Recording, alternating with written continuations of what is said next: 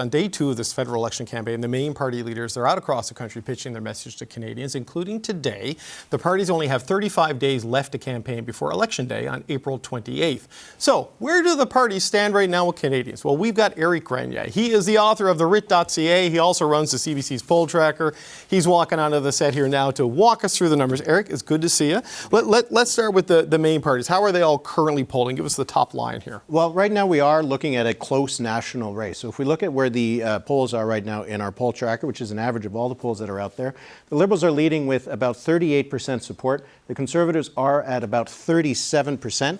And we see that with the other parties, the New Democrats have fallen to 11%, 6% for the Bloc Québécois, and 4% for the Greens. So it is a tight race between the two parties, at least when it comes to the votes. Okay, so when the vote share is close on Election Day, the Liberals usually win, right, because of vote efficiency. So what does this mean in terms of seat projections at this point in time? Well, for the seat projections, the Liberals are the favorites to win when it comes to actually forming a government. If we look at where the seat projections sit right now, the Liberals are in majority position, just above the threshold for a majority government. You need 172. They're right now at 177. The Conservatives are at 132 seats, so they would pick up a few, but they're quite a bit further behind. The Conservatives, the Bloc Québécois, is at 26. The New Democrats right now, with the numbers we've seen, are at 6 seats, and the Greens at 2. So the race for the most seats is not nearly as close as the race for the most votes right now. Okay, that NDP number is shocking when you consider they're at like 24, 25 now. But look, let's look at the Conservative leader, Pierre Poilievre. He came in as the inevitable frontrunner to this year, not necessarily this campaign. He's spending day 2 in the GTA because there's no Conservative win without a win in Ontario. How does it look there for them? Yeah, the numbers right now in Ontario are quite close between the Liberals and the Conservatives. The Liberals have moved into the lead right now with about 42% on average in the province, with the Conservatives at 39%. The NDP is right now at 12 and 4 for the Greens. So we have seen that the Liberals have moved in front in Ontario over the last few weeks. And in terms of seats, this would likely deliver about 70, 80 seats for the Liberals, maybe only 40 or 50 for the Conservatives. Okay, so those 70 to 80 seats in Ontario, you stack on Quebec, then you stack on Atlantic Canada. Those are 3 of the key pillars of the Liberal victories in the past elections. Mark Carney was in Newfoundland, now he's in Nova Scotia. How does it look out east for them? Atlantic Canada is where we've actually seen the most movement. The Liberals have gained more than 20 points in the polls since Justin Trudeau resigned. So right now in Atlantic Canada, the Liberals are leading with about 51% support. The Conservatives are down to 32%, the NDP at 10%, and the Greens are at 4%. So this is where we've seen a lot of movement. And, you know, just a few months ago, the Conservatives would have maybe won 20, 25 seats in Atlantic Canada. Now it looks like there's not going to be that much change. The Liberals have the pole position in Atlantic Canada. Okay, so all of this, what does it point to in terms of probability of what right now, the likely outcomes on April 28th? And reminder to everybody, this is right now, right? Right it's now, not what's yes. going to happen on Election Day. But right now, with these kinds of numbers, if the election was tomorrow, I'd be saying there'd be about a 53% chance that the Liberals would win a majority government. They'd have about a 25% chance of a minority. Conservatives would have about a 1 in 5 chance of winning the most seats, but a very low chance of securing a majority government. Just with the kind of numbers we see, with the NDP as low as it is, and the Liberals as high as they are, it's just hard to imagine a scenario where the Conservatives would get to 172 seats right now. That is a dramatic shift from January 6th. When January 6th, it was about a 99% chance that the Conservatives would win the most seats. So it just kind of gives you nothing's inevitable, I guess. All right, events, your boy events. All right, Éric, thank you so much. That's Éric Grenier, author of the RIT.ca. He'll be running the CBC poll tracker throughout the campaign, and he'll be popping by the studio with some frequency.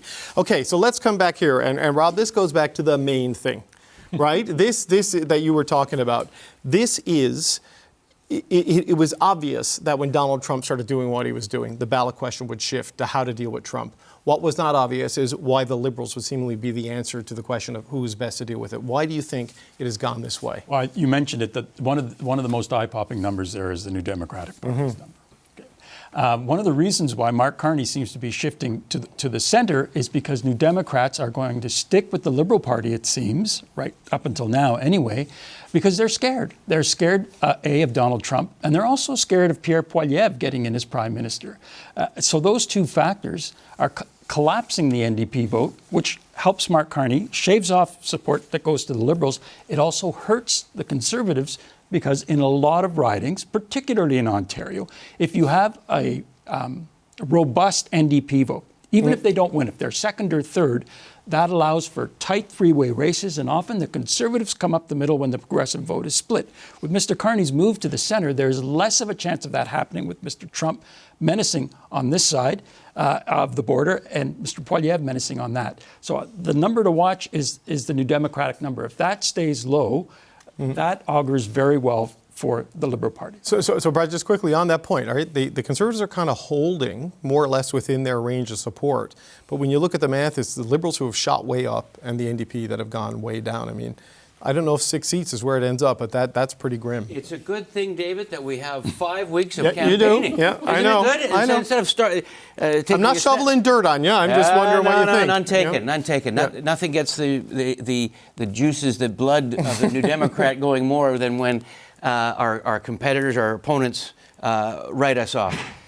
There's no question that there's some steep hills to climb. But what the beautiful thing is that within a campaign, when people tune in and they see the options before them and they see what is on offer from the major parties, people need to understand. Do you trust the Mark Carney move to the right for the Liberal Party? Do you trust the banker to have your back when things are going to get rough? Do you trust him on the things that you count on? Now, he can say nice words during the election campaign. Liberals do a really good job of saying really nice things during the election campaign. But then when they get the opportunity to govern, they don't always follow through on those kinds of things. And so I think Singh has an opportunity here to go to that progressive base and say, does a banker really have your interest? Does he have your back when things are going to get difficult on the key issues? And that's the beautiful thing about the election campaign. Isn't there a campaign. difference between a banker and a central banker? Do you know what I mean? The folks at home aren't going to be. But he would be known more as the concerned. governor of the Bank of Canada and the Bank of England, wouldn't Well, he? we can call him a governor. Even Sure. I think that Right. that would even make my point even more. The question when you're going to the polls and you're going to put your X next to the candidate for the party with the leader who's got your back. That's what Singh is. Right. And to watch the leader Jagmeet Singh in the first couple of days, I think this is his third election campaign, so he's got more experience than a few of the other leaders. I think he's done a good job in internalizing what it is that he's offering Canadians, what the role that he wants to play in this election campaign. And let's not forget, campaigns matter. We always say that, especially when things change. The last month and a half has mattered. Then I got the shit. Yeah, I know. But I like to go back to the greatest hits. In 2011, at this exact moment in time, we were at 13%. Eric has us, just at 12. And Jack Layton won 103 seats because the campaign mattered, because the issues that we talked about, people saw what was on offer, who were my options. And they chose Jack Layton overwhelmingly, 33% of the popular vote. So, New Democrats like they're comfortable in the zone of being up against the wall. And there's no question that is where we are now. But that's, I think, brings out the best of the tens of thousands of volunteers right across this country, at HQ here in Ottawa, and in ridings right across the country. So Lisa, the banker versus central banker, Right. Obviously he comes from the corporate world. He was at Goldman Sachs, Department of Finance. Brookfield. I was trying to do it in order. recently. Bank of Canada, Bank of England, and then Brookfield, Right. and now politics, right? Right. So why is that a liability or an asset or what? How do you view it? Well, I'm going to tie together what Brad was just saying and what Rob said, what I find really interesting. It is true that in southwestern Ontario, we need to have a robust NDP vote in order for a Conservative to win. And I've been the beneficiary of that, thank you very much, in 2011, when we had a majority government.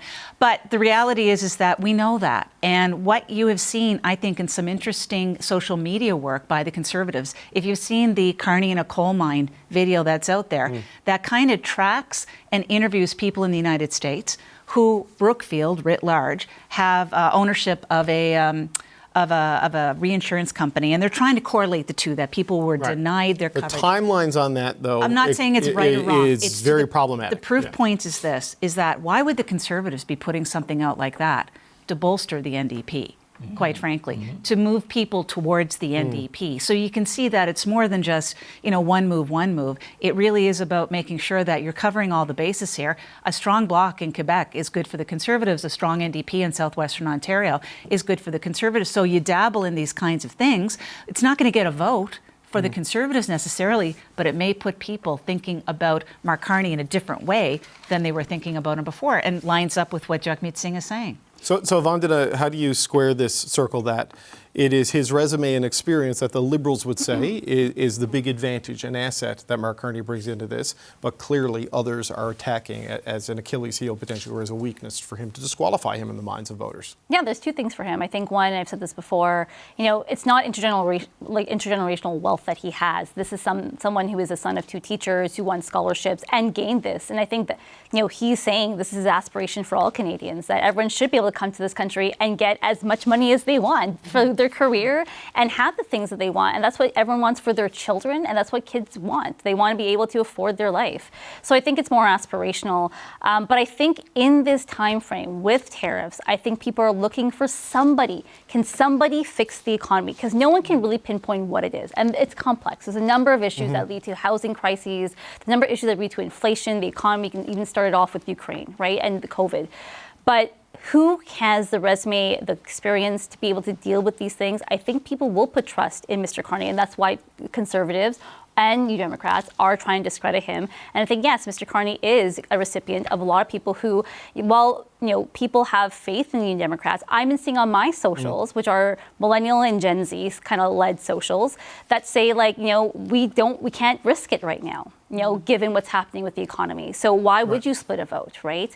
I think that's what they're worried about. Also, Mr. Jagmeet Singh, as much as I respect him and I appreciate him, 10 years, there's a lot of receipts there. So as much as a lot of the things I say from the supply and confidence agreement may have come from them, I don't think he's been able to reap those benefits. So people see him as things that he's maybe negotiated on, maybe not gone as forward as he could have as the NDP, positions he have taken that may have been softened.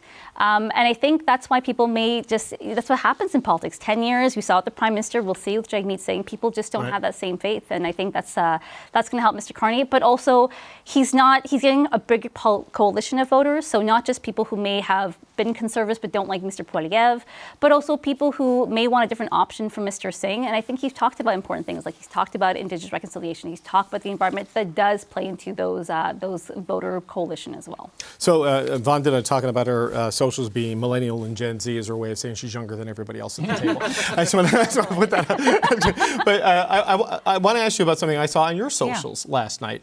I was watching the same Pierre Poilievre rally. I never do socials, and now I'm getting, okay. Yeah, it's all coming on the roof. I watched the same rally. Pierre Poilievre had a massive crowd. Yeah, he did. In Don Valley North would be the riding.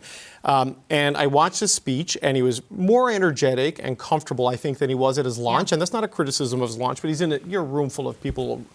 But it was a speech that worked really well on hitting a lot of key issues in the absence of Donald Trump. It wasn't really about Donald Trump. Right. So how does Mr. Poilievre get back into this mood that Rob talked about right off the top, that it's really about Trump when he is focusing on underlying issues that have been there for a while? It's a really good question, and I'm not inside the party, so I don't know what their strategy is on all of it. But you would have to think that if you're focusing on the economy and you're focusing on everyday issues, like there is a long section that they did on crime in the GTA, which is a really big issue for us in the GTA.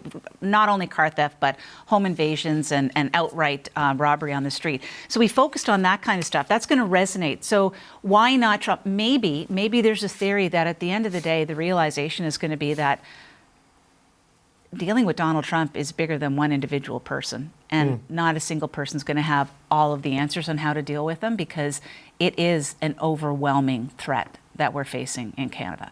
And then maybe people will go back to thinking about what's best for me now in the moment. Perhaps that's the theory on it. I don't think it's because they're afraid of talking about Trump. They've just got their plan, and they're going to go with it. No, but it's just his front-runner status has been impaired by the emergence of the for Trump. now. Yeah. On this day, on day 2. Let's see quickly, I'm going I'm going to have to disagree, Lisa. Sorry. Yeah. I think he wants to talk about other things other than Trump, because every time he talks about Trump, people are reminded that those in Canada that like Trump are in the Conservative Party universe, and that his style reminds people of Donald Trump. I think hot was good with Trudeau, and so Poilievre was very successful because he was the alternative to Trudeau. When you eliminate Trudeau, all of a sudden now, do I want hot? I think Mr. Carney's initial support is boring is working better than Pierre's heat. So I think that there's some trouble there. So he wants to talk about anything else. That's, I think, Poilievre's biggest problem which is why I think the campaign is stalled in many respects. He hasn't been able to pivot. So the principal actor in 3 months ago was Trudeau. Now it's Trump. Right. And I think Poilievre hasn't found that pivot where the safe ground is, because so until then he's not talking about it. So he's going to be talking about crime. He's going to be talking about anything else other than Trump. And I think that's, well, we'll see how it plays out. We'll see how it plays out. Rob, you quickly on that, and then I want to check in with our reporters with the block and the NDP. Why did the vote move? It moved because of Donald Trump. You better deal with Donald Trump one way or another. Brookfield might be a way to do that. Brookfield might be a way to get at Mr. Carney's decision to, when he was at Brookfield, to move jobs south. Might be a way to get at the Trump issue without drawing Trump directly in there. But you are going to have to come up with a policy that makes Canadians feel very, very safe about you confronting Donald Trump. But I hate hacking on Canadian companies. Like, that really, as a person, as an individual, like successful companies, I just hate it when we take that route. You know It's unclear to me how many jobs have actually moved there, because it's been, some of the financial reporting I've read, it's a paper transaction. I know it helps you do things. It puts it, there's tax flow, revenue. I just, Lisa, I don't know. Is this no, it happens all the time in Canada. But he is going to have to deal with the Orange Menace. Yeah. He's going to have. And that's not the NDP you're talking about. You're talking about. Yeah, okay. All right. Careful.